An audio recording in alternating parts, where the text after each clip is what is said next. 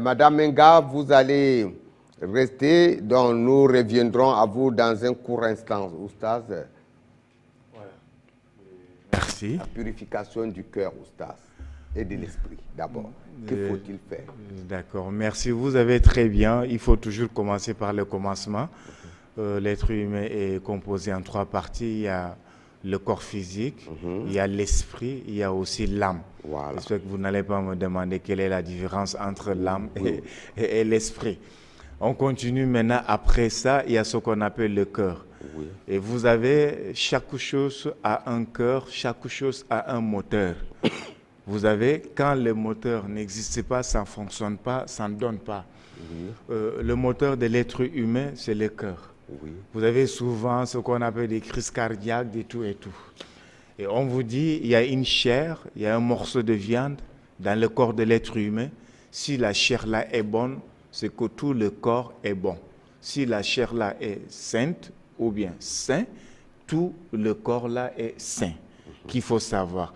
Après, quand on a demandé, on a dit quoi? C'est le cœur. Oui. C'est pour cela qu'on dit cette chair, cet morceau de viande qui se trouve en nous, avec, je parle de l'être humain tout court, blanc, noir, rouge, vert, tous nous sommes égaux. Tout le monde a le cœur, toute chose aussi a le cœur, même les arbres, même les animaux. C'est ce cœur-là, ou bien cette cœur-là qu'on doit maintenant travailler.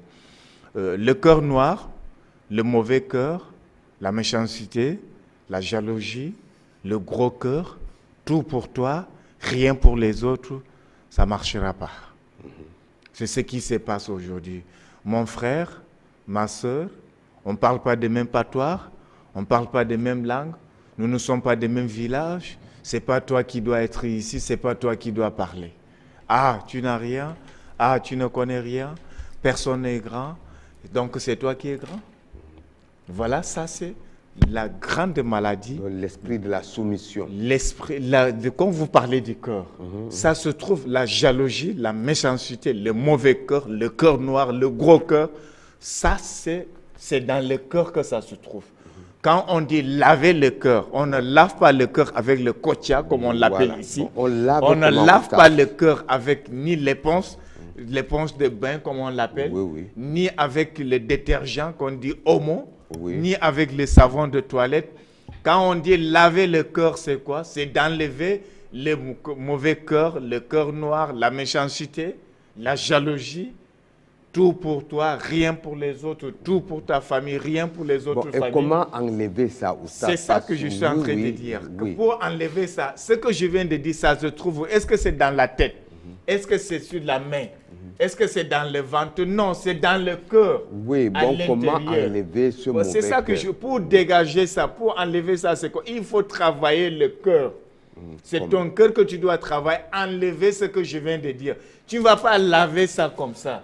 Pour laver, on enlève. Non, je pose une question parce que quand déjà tu as un mauvais cœur, un cœur noir, pour enlever c'est difficile. Voilà, un cœur noir. Non, c'est pas difficile. Il faut quelle science, quel rituel pour enlever. Voilà, il y a d'abord, il y a des prières. Parce qu'on peut dire enlever le mauvais cœur. L'homme qui est déjà mauvais dans le cœur, tout ce qu'il fait pour lui, c'est bien. Mais les autres voient ça de mauvais. Le bien reste bien. Le mal reste de mal. Oui. Le mal est égal. Partout, quand tu fais mal, tout le monde sait que c'est mal. Là, il faut le préciser. Je viens ici pour dire, il y a d'abord les prières qu'on peut faire. Voilà. Il y a des méditations.